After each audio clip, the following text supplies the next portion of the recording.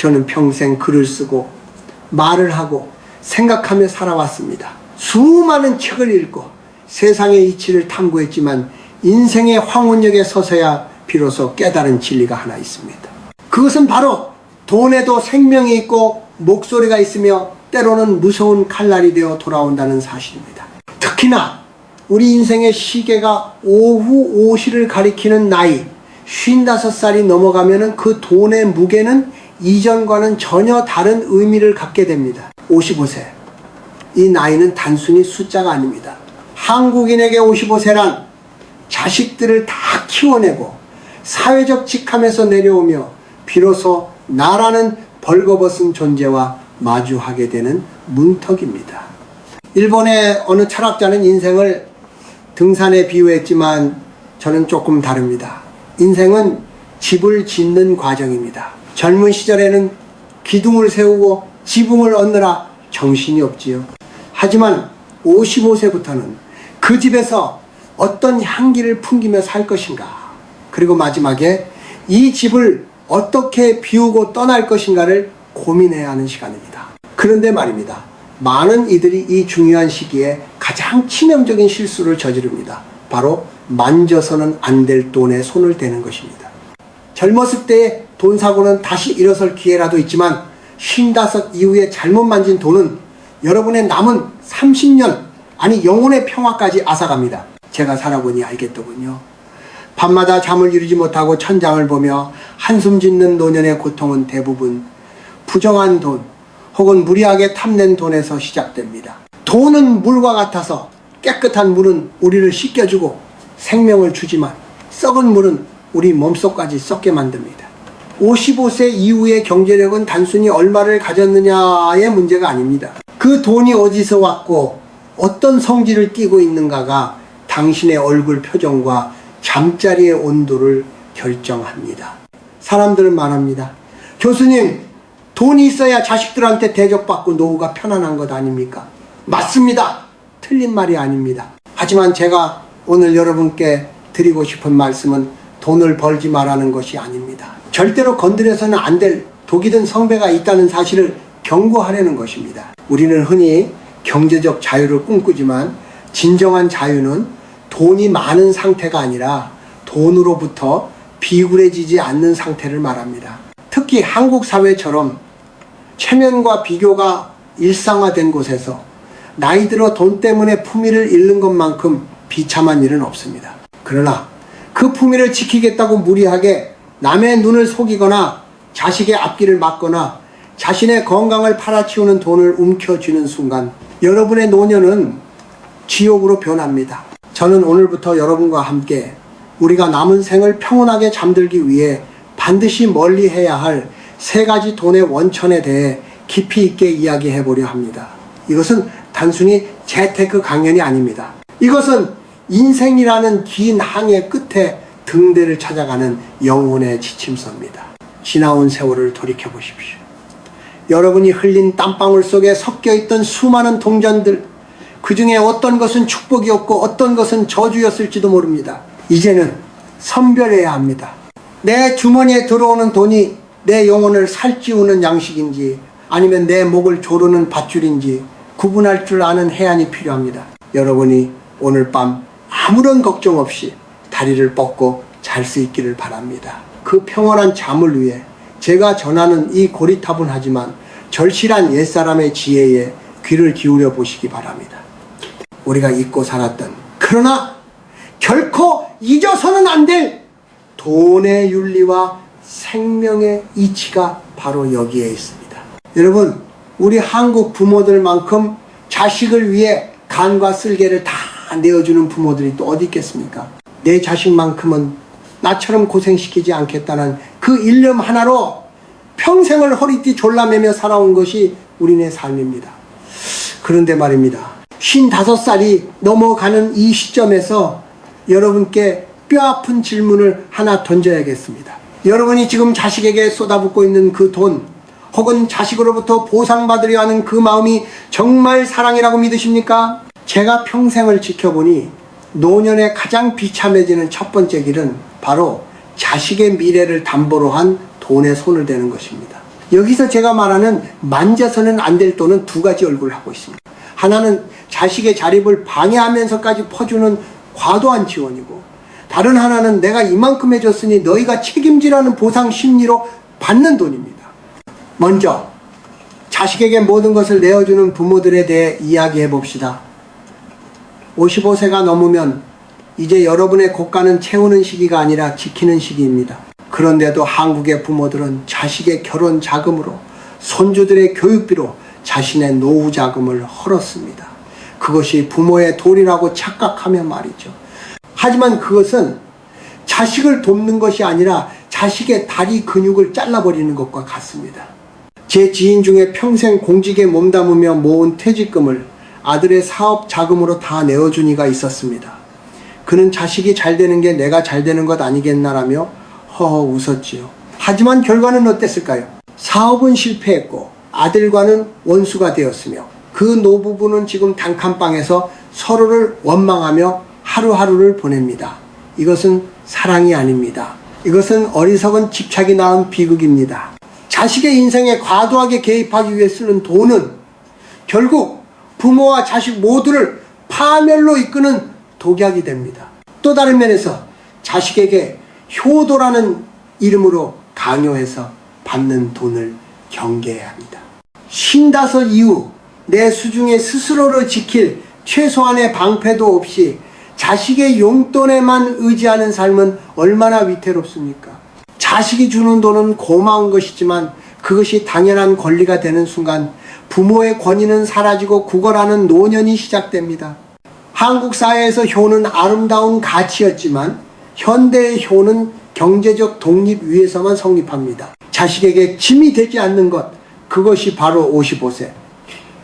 이후 부모가 보여줄 수 있는 가장 높은 수준의 사랑이자 자존심입니다. 내가 너를 어떻게 키웠는데 라는 말은 가슴속에 묻어두십시오. 그 말을 입 밖으로 내뱉는 순간 여러분이 자식에게 준 것은 순수한 사랑이 아니라 고금리 채무가 되어버립니다. 자식의 돈을 탐하지 마십시오. 그리고 여러분의 노후를 자식의 성공에 걸지도 마십시오. 자식은 여러분의 소유물이 아닙니다. 그들은 그들만의 계절을 살아야 하는 독립된 생명체입니다. 55살이 되었다면 이제 자식에게 향했던 그 뜨거운 시선을 나 자신에게로 돌려야 합니다. 내 주머니에 10,000원 한 장이 자식의 지갑에서 나온 1,000,000원보다 훨씬 더 존엄하다는 사실을 깨달아야 합니다. 우리가 젊었을 때 뿌린 씨앗이 자라 이제 자식이라는 열매를 맺었습니다. 그 열매를 다시 뿌리 속으로 끌어당기려 하지 마십시오. 나무는 열매를 떨어뜨려야만 다음 해에 다시 꽃을 피울 수 있습니다. 자식의 돈에 손을 대는 것은 그 나무의 뿌리를 뽑는 것과 같습니다. 밤이 깊어갈 때 자식에게 전화를 걸어 돈 좀 있니? 라고 묻고 싶은 유혹이 생긴다면, 혹은 내 노후를 네가 책임져야지라는 생각이 머릿속을 스친다면 잠시 멈추고 거울 속의 자신을 보십시오. 그리고 스스로에게 물어보십시오. 나는 내 영혼을 팔아 편안함을 사려 하는가?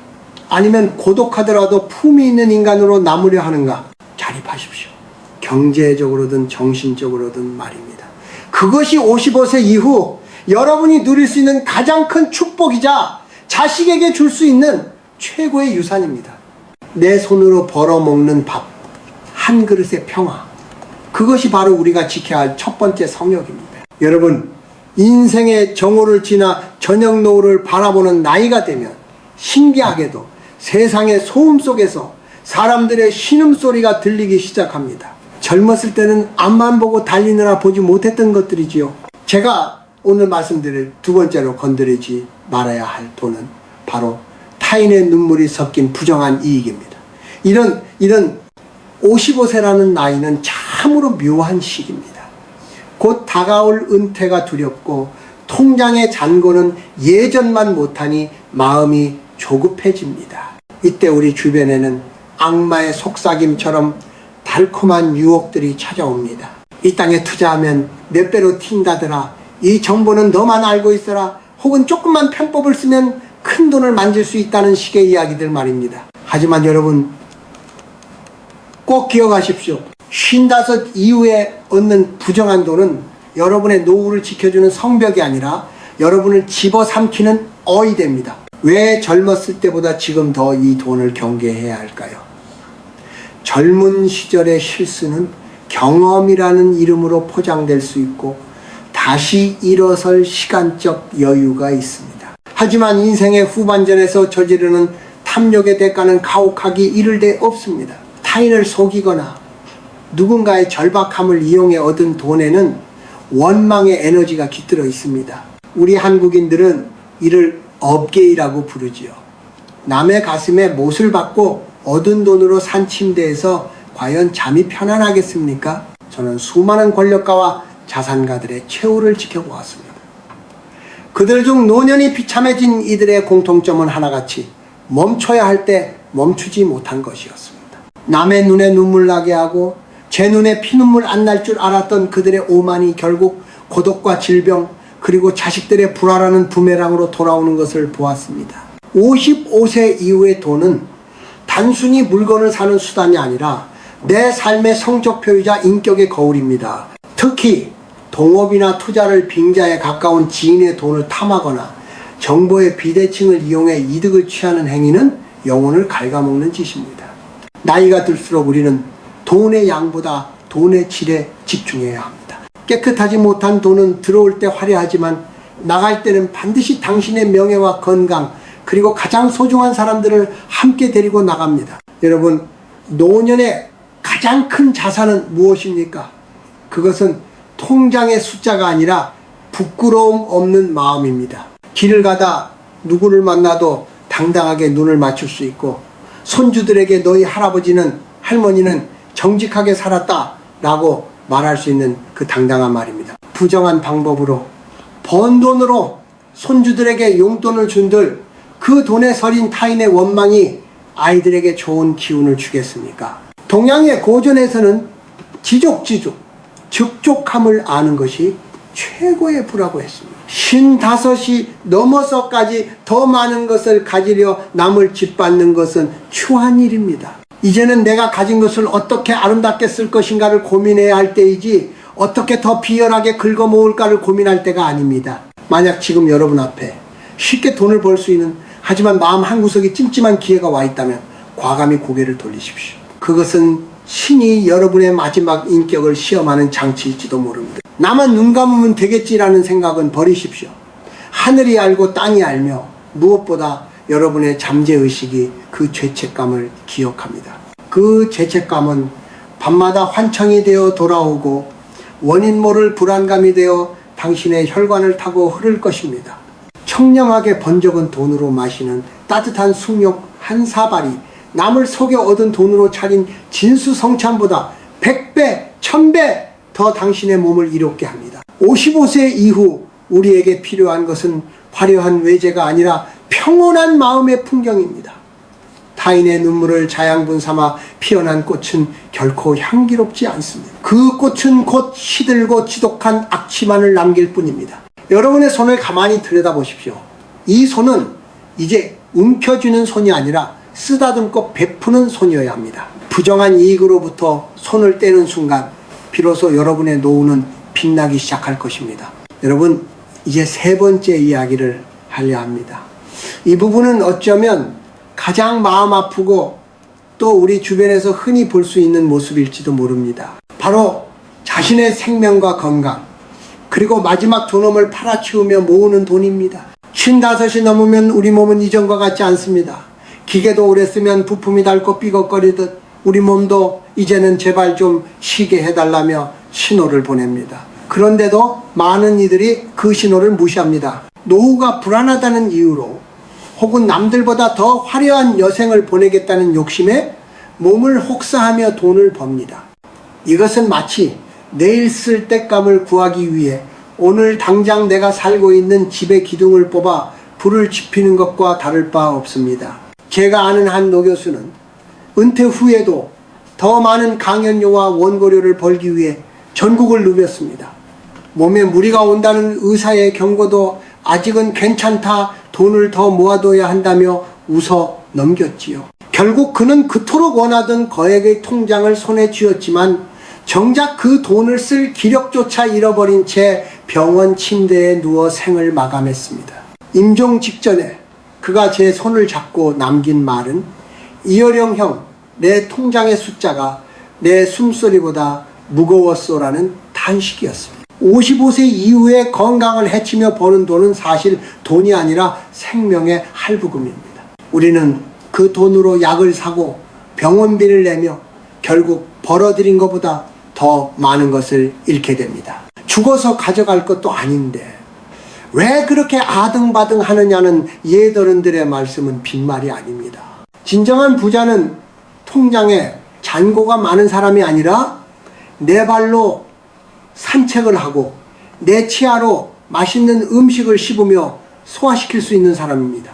또한 이 시기에 조심해야 할 것은 명예와 존엄을 파는 행위입니다. 나이가 들면 사회적 지위나 권력에서 멀어지는 것이 자연스러운 섭리입니다. 그런데 그 자리를 유지하려고 혹은 한 자리를 더 차지해서 판공비라도 챙겨보려고 아랫사람들에게 비굴해지거나 추한 경쟁에 뛰어드는 분들이 있습니다. 그것은 자신의 삶 전체를 부정하는 일입니다. 한국 사회에서 어른이라는 존재는 그 자체로 하나의 상징입니다. 하지만 돈 몇 푼에 자신의 신념을 굽히거나 젊은이들의 기회를 가로채며 입속을 챙기는 순간 당신은 어른이 아니라 노율나우에 찌든 노인으로 전락하고 맙니다. 명예는 한 번 잃으면 다시는 회복할 수 없습니다. 55살이 넘은 당신의 이름 석자는 그 어떤 금괴보다 가치 있어야 합니다. 여러분 가만히 생각해 보십시오. 우리가 왜 그렇게 돈을 모으려 합니까? 행복하기 위해서 아닙니까? 그런데 그 행복의 전제 조건인 생명과 존엄을 팔아 돈을 사는 것은 봉객반가이 전도된 일입니다. 돈은 우리를 위해 존재하는 것이지 우리가 돈을 위해 존재하는 것이 아닙니다. 특히 인생의 마무리를 준비하는 이 시점에서는 더욱 그러합니다. 이제는 속도를 줄여야 합니다. 남들보다 조금 덜 벌더라도 내가 감당할 수 있는 만큼만 일하고 남은 시간은 나의 내면을 채우는 데 써야 합니다. 낡은 구두를 수선에 신고 소박한 식탁을 차리더라도 마음이 평온하다면 그것이 진정한 승리입니다. 55세 이후의 가장 큰 사치는 비싼 외제차를 타는 것이 아니라 나는 오늘 하루 참 평화로웠다고 말하며 눈을 감는 것입니다. 돈의 노예로 살다가 죽음을 맞이하시겠습니까? 아니면은 비록 가진 것은 적어도 내 삶의 주인으로 당당하게 마지막 길을 걷겠습니까? 건강과 맞바꾼 돈은 저주가 되어 돌아오고 존엄을 팔아 얻은 돈은 수치가 되어 남습니다. 부디 현명해지십시오. 55, 이제는 움켜쥐었던 손을 조금씩 펴야 할 때입니다. 그 손 안에 든 것이 모래인지 보석인지 확인할 시간입니다. 내 생명을 깎아 만든 그 모래알들이 과연 당신의 영혼을 구원할 수 있을지 곰곰이 생각해 보시기 바랍니다. 당신의 숨결 하나, 웃음 한 번이 세상 그 어떤 보물보다 귀하다는 사실을 잊지 마십시오. 여러분, 이제 긴 이야기의 끝에 도달했습니다. 55이라는 나이의 문턱에서 우리가 무엇을 경계해야 하는지, 어떤 마음으로 돈을 바라봐야 하는지 함께 나누어 보았습니다.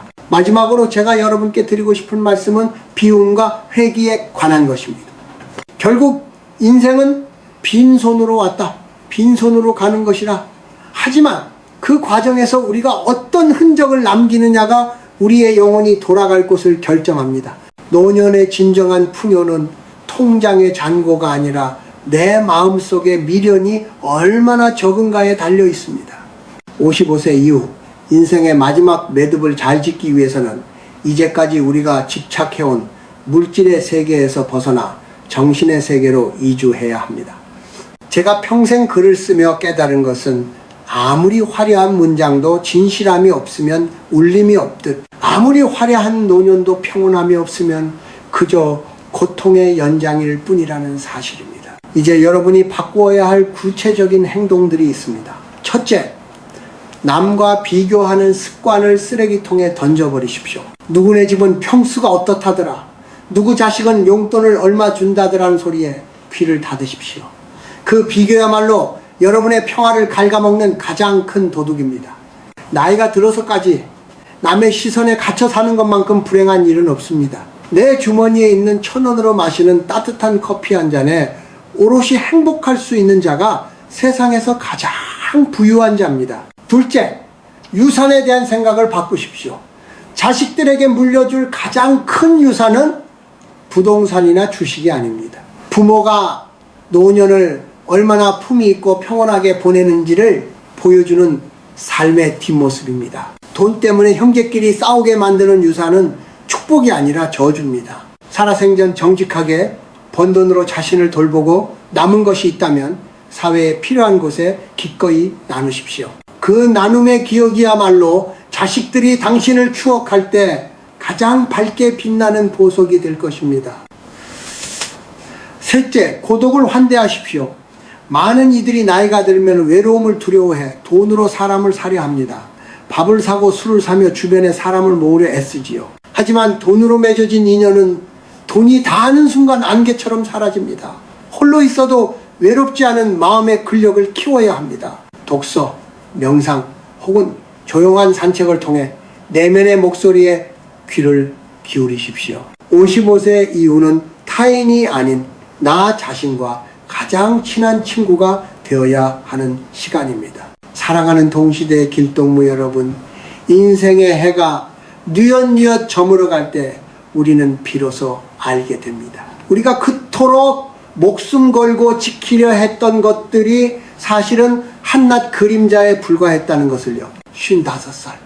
지금 이 순간 여러분이 결단해야 합니다.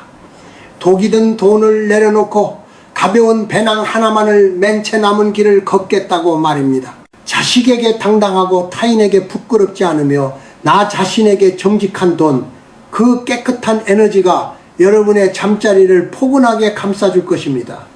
억울한 눈물이나 탐욕의 얼룩이 묻지 않은 돈으로 꾸려가는 소박한 일상, 그것이 바로 우리가 도달해야 할 최종 목적지입니다. 제가 여러분께 바라는 것은 단 하나입니다. 오늘 밤 침대에 누웠을 때 오늘도 참 잘 살았다. 누구에게도 비치지 않았고 누구의 마음도 아프게 하지 않았으며 내 영혼은 맑다라고 속삭이며 미소 지을 수 있는 것, 그 평화로운 잠이야말로 세상 그 어떤 억만장자도 돈으로 살 수 없는 하늘의 선물입니다. 여러분은 충분히 고생하셨고 충분히 애쓰셨습니다. 이제는 그 무거운 짐을 내려놓고 당신의 영혼이 속삭이는 소리에 귀를 기울이십시오. 노년은 쇠락의 시간이 아니라 인생이라는 열매가 가장 달콤하게 익어가는 시간입니다. 부디 그 소중한 시간을 부정한 돈과 욕심으로 얼룩지게 하지 마시길 바랍니다. 저의 이 고리타분한 이야기가 여러분의 마음 한구석에 작은 등불이 되었기를 바랍니다. 저무는 노을이 아름다운 이유는 그 빛이 강렬해서가 아니라 모든 것을 포용하는 부드러움 때문입니다. 여러분의 삶도 그 노을처럼 따스하고 평온하기를 간절히 기도하겠습니다.